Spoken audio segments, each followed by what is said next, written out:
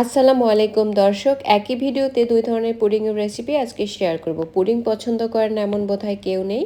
Pudding সাধারণত আমরা traditional পদ্ধতিতে যেভাবে তৈরি করে থাকি সেই রেসিপির পাশাপাশি গুঁড়া দুধ দিয়ে একদম অল্প সময়ে সহজে কিভাবে পুডিং তৈরি করতে হয় সেই রেসিপিও আজকে শেয়ার করব।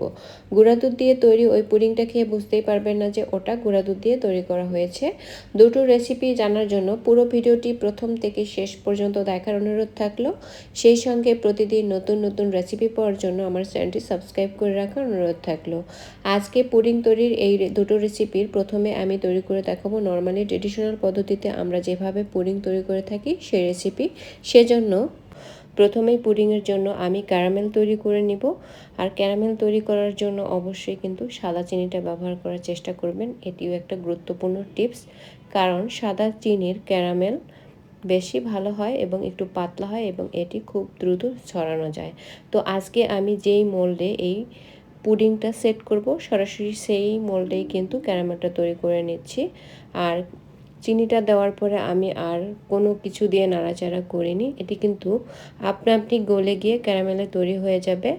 আর এই চিনির সাথে আমি একদম 1 চা চামচের মতো শুধুমাত্র পানি ব্যবহার করেছিলাম, যাতে করে ক্যারামেলটা পুড়ে না যায়। অবশ্যই লক্ষ্য রাখতে হবে ক্যারামেলের যাতে সুন্দর একটা কালার আসে এবং ক্যারামেলটা যাতে কোনোভাবেই পুড়ে না যায়। এর উপরে কিন্তু পুডিংয়ের স্বাদ এবং সৌন্দর্য অনেকটাই ডিপেন্ড করবে। তো আমার ক্যারামেলটা হয়ে গিয়েছে, আমি ঠান্ডা করতে দিয়ে এখন একটা ব্লেন্ডারে আমি 4টা নর্মাল তাপমাত্রায় থাকা ডিম ব্যবহার করেছি। আর ডিমটা কিন্তু অবশ্যই নর্মাল তাপমাত্রায় থাকা ডিম ব্যবহার করতে হবে। ব্যবহার করেছি চিনি হাফ কাপ পরিমাণে। ডিম যদি ফ্রিজে থাকে সেই ক্ষেত্রে ঘন্টা 2 আগে বের করে তারপরে নর্মাল করে নিতে হবে। হাফ কাপ পরিমাণে গুঁড়ো দুধ ব্যবহার করেছি। এখন ব্যবহার করব জাল করে নেওয়া তরল দুধ 2 কাপ। আর এই দুধটা জাল করে ঘন করা ছিল না, এর জন্য কিন্তু এর সাথে আমি গুঁড়া দুধটাও ব্যবহার করেছি। আর অনেক সময় কিন্তু খুব বেশি ঘন দুধ হলে আর গুঁড়ো দুধ ব্যবহার করার কোনো প্রয়োজন নেই। ব্যবহার করেছি 1 চা চামচ ভ্যানিলা এসেন্স, এটি অবশ্যই ব্যবহার করবেন। এতে করে হবে কি পুডিং থেকে আর কোনো গন্ধ আসবে না। এখন সব কিছু একসাথে ভালো করে ব্লেন্ড করে নিয়েছি। আর যেই পাত্রে আমি আজকে পুডিং সেট করব, যেখানে আমি ক্যারামেলটা আগে থেকে রেডি করে রেখেছিলাম, সেইখানে কিন্তু এই মিশ্রণটা সেকে তারপরে ব্যবহার করতে হবে, অবশ্যই সেকে নিতে হবে। আর যে লিকুইড দুধটা আমি ব্যবহার করেছি সেটা কিন্তু একটু গরম ছিল। তো এখন ওই মোল্ডের ঢাকনাটা দিয়ে ঢেকে তারপরে এটাকে আমি ভাপিয়ে নিব। আর ভাপ দেওয়ার জন্য একটা চওড়া ছড়ানো পাত্র ব্যবহার করেছি। আর এতে একটু মোটা করে প্রথমে টিস্যু পেপার দিয়ে দিয়েছি। আর পানিটা ব্যবহার করতে হবে এরকম পরিমাণে যাতে পানিটা ফুটলে এই পাত্রের ভেতরে বা বাটির ভেতরে পানিটা যাতে না ঢুকে যায়, এইরকম পরিমাণে পানি কিন্তু এখানে ব্যবহার করতে হবে।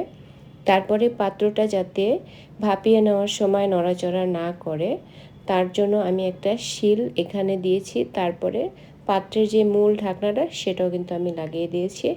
এখন আমি জাল করে নেব একদম ঘড়ি ধরে 30 মিনিটের মতো। এই পুডিংটা হতে 25 থেকে 30 মিনিটের মতো সময় লাগে।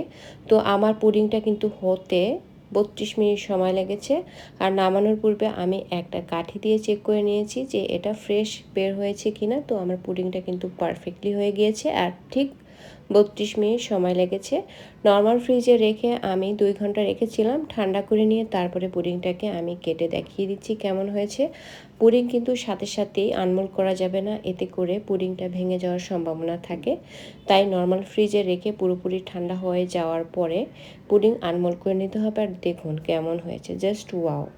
পুডিংয়ের যেমন কালারটা সুন্দর হয়েছে এবং পুডিংটা কিন্তু খুব সুন্দর করে সেট হয়েছে। তো দেখুন কতটা সুন্দর হয়েছে, কতটা পারফেক্ট হয়েছে।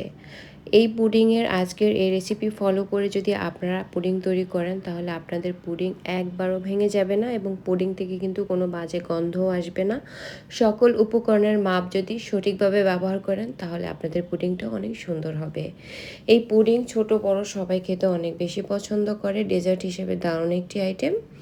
তো আজকের এই পুডিংটা এখন আমি কেটে শেয়ার করব। আর এই মজাদার পুডিংয়ের এই রেসিপি যদি আপনাদের কাছে ভালো লাগে আমার চ্যানেলটি সাবস্ক্রাইব করে রাখবেন। চ্যানেলের পাশে থাকা যে বেল বাটনটি রয়েছে সেইখানে প্রেস করে রাখবেন, যাতে করে নতুন নতুন রেসিপি আপলোড করার সাথে সাথে আপনার কাছে নোটিফিকেশন চলে যায়। তো সবাই লাইক কমেন্ট শেয়ার করে পাশে থাকবেন। সবাই অনেক অনেক ভালো থাকবেন। আল্লাহ হাফেজ। এখন আমি গুঁড়া দুধ দিয়ে কিভাবে পারফেক্টলি পুডিং তৈরি করতে হয় সেই রেসিপি আজকে শেয়ার করব। আজকের পুডিং তৈরি করার জন্য প্রথমে আমি ক্যারামেল তৈরি করে নিব, আর ক্যারামেল তৈরি করব আমি সেই পাত্রে যেটাতে আমি পুডিংটাকে সেট করব। আমি সাধারণত যেই মোল্ডে পুডিং সেট করে থাকি সেইখানে ক্যারামেল তৈরি করে থাকি, এতে করে আর পরবর্তীতে এই ক্যারামেল ট্রান্সফার করার কোনো ঝামেলা থাকে না। আজকে আমি 1/3 কাপ চিনি দিয়ে 1 চা চামচ পানি দিয়ে তারপরে হচ্ছে অল্প আছে তারপরে হচ্ছে ক্যারামেলটাকে তৈরি করে নিচ্ছি। আর চিনি দেওয়ার পরে কিন্তু নাড়া যাবে না, তাহলে ক্যারামেলটা দলা পেকে যায়, চিনিটা দলা পেকে যায় এবং ক্যারামেল হতে অনেকটা সময় লাগে। তো আমার ক্যারামেলটা কিন্তু তৈরি করা হয়ে গিয়েছে, আমি একটু ঘুরিয়ে ঘুরিয়ে তারপরে ছড়িয়ে দিচ্ছিলাম। আর ক্যারামেল তৈরি করার জন্য অবশ্যই সাদা চিনিটা ব্যবহার করতে হবে, লাল চিনি দিয়ে ক্যারামেল তৈরি করলে সেটা সাধারণত ছড়াতে চায় না। তো ক্যারামেল তৈরি হয়ে গিয়েছে, আমি এক সাইডে রেখে দিয়ে সেকেন্ড স্টেপে চলে যাব। আমি একটা ব্লেন্ডার চপার নিয়েছি, আর এখানে ব্যবহার করেছি 2 কাপ কুসুম গরম পানি। এমন পরিমাণে গরম ছিল যেখানে হাত ডিপ করে রাখা যায়। একদম চেপে চেপে 1 কাপ ফুল ক্রিম গুঁড়া দুধ ব্যবহার করেছি, আর ব্যবহার করেছি চিনি 1/2 কাপ। আমার কাছে এই 2 কাপ পানি বা 2 কাপ দুধের জন্য 1/2 কাপ চিনি একদম পারফেক্ট লেগেছে। আপনারা একটু বাড়িয়ে কমেও ব্যবহার করতে পারেন। ব্যবহার করেছি 4টা ডিম। তো ডিমগুলো অবশ্যই নর্মাল তাপমাত্রায় থাকতে হবে। তো ফ্রিজে থাকলে আধা ঘন্টা আগে বা 1 ঘন্টা আগে বের করে রাখতে হবে। আর ব্যবহার করেছি ভ্যানিলা এসেন্স 1 চা চামচ। সব কিছু একসাথে ভালো করে ব্লেন্ড করে নিয়েছি, তবে খুব বেশি সময় ধরে কিন্তু ব্লেন্ড করা যাবে না। ব্লেন্ড করা যখন হয়ে গেল ওই পর্যায়ে আমি যে মোল্ডে পুডিংটাকে সেট করেছি সেইখানে একটা ছাঁকনি দিয়ে সেঁকে আমি মিশ্রণটাকে নিয়েছি। তারপরে পুডিংয়ের মোল্ডের যে ঢাকনা সেটা দিয়ে প্রথমে আমি ঢেকে দিয়েছি। এখন আমি পুডিং তৈরির পরবর্তী ধাপে চলে যাব। পুডিংটাকে আমি ভাপিয়ে নিব। তো আমি এরকম একটা ছড়ানো পাতিল ব্যবহার করেছি, আর পাতিলের তলায় একটু মোটা করে টিস্যু দিয়ে তারপরে পানি দিয়ে দিতে হবে। আর পানির পরিমাণ হবে এমন যেখানে পুডিংয়ের মোল্ড 3 ভাগের 1 ভাগ ডুবে থাকে। আর বেশি ডোবানো থাকলে তাহলে কিন্তু মোল্ডের ভেতরে পানি ঢুকে যাওয়ার একটা সম্ভাবনা থাকে। আর অবশ্যই টিস্যু ব্যবহার করতে হবে, আর নাহলে কিন্তু মোল্ড যখন পানির ভাপ দেওয়া হবে তখন কিন্তু এটা নড়তে থাকবে, পুডিংটা কিন্তু ভালো হবে না। সবশেষে যেটা করতে হবে, এই পুডিংয়ের মোল্ডের উপরে আমি এরকম একটা ভারী শিল দিয়ে দিব যাতে করে এটা কোনোভাবেই নড়াচড়া না করে। এখন প্রথম 5 মিনিট একটু বেশি আছে জাল করে নিয়ে তারপরে মিডিয়াম আছে জাল করে নিব পুডিংটাকে। ঠিক ঘড়ি ধরে 30 মিনিটের জন্য 30 মিনিটের মতো। তো আমার আজকের এই পুডিং হতে মোট 31 মিনিট সময় লেগেছে। এখন নামানোর পূর্বে কিন্তু আমি একটা কাঠি দিয়ে চেক করে নিয়েছি যে এটা ফ্রেশ বের হয় কিনা। যখন ফ্রেশ বের হয়ে গেল বুঝতে হবে যে পুডিংটা ভালোভাবে সেদ্ধ হয়ে গিয়েছে। তারপরে আমি এই পুডিংটাকে নর্মাল ফ্রিজে প্রায় 2 ঘন্টার মতো রেখেছিলাম। 2 ঘন্টা রেখে ভালো করে সেট হয়ে যাওয়ার পরে এটাকে আনমোল্ড করে নিচ্ছি। একদম গরম গরম কিন্তু পুডিং আনমোল্ড করা যাবে না, এতে করে হবে কি এটা একটা ভেঙে যাওয়ার সম্ভাবনা থাকবে। তো আমি সাইড দিয়ে চাকু দিয়ে আলগা করে দিয়ে তারপরে হচ্ছে জাস্ট পাত্রের উপরে কিন্তু উল্টে দিলেই পুডিংটা আনমোল্ড হয়ে যাবে, আর এটা খুব সহজেই আনমোল্ড হয়ে যায়। তো দেখুন কেমন হয়েছে, জাস্ট ওয়াও, একদম পারফেক্ট একটা পুডিং তৈরি হয়ে গেল। এই পুডিং দেখে বোঝার উপায় নেই যে এটা আমি গরুর দুধ দিয়ে তৈরি করেছি।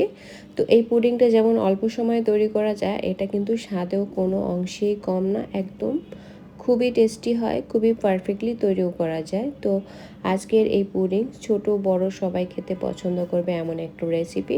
পুডিংয়ে সাধারণত একটা ডিমের জন্য 1/2 কাপ পরিমাণে দুধ ব্যবহার করা হয়। তো যেহেতু 4টা ডিম ব্যবহার করেছি তাই আমার কিন্তু মোট 2 কাপ দুধ লেগেছে। এইরকম রেশিও ধরে তারপরে হচ্ছে পারফেক্টলি মেজারমেন্ট ফলো করে যদি এই পুডিং আপনারা তৈরি করেন তাহলে কিন্তু আপনাদের পুডিংও একদম পারফেক্ট হবে। তো আজকে এই গুঁড়া দুধ দিয়ে মজাদার পুডিংয়ের রেসিপি যদি আপনাদের কাছে ভালো লাগে আমার চ্যানেলটি সাবস্ক্রাইব করে রাখবেন। প্রতিদিন নতুন নতুন রেসিপি পাওয়ার জন্য চ্যানেলের পাশে থাকা বেল বাটনে প্রেস করে রাখবেন। সবাই অনেক অনেক ভালো থাকবেন। আল্লাহ হাফেজ।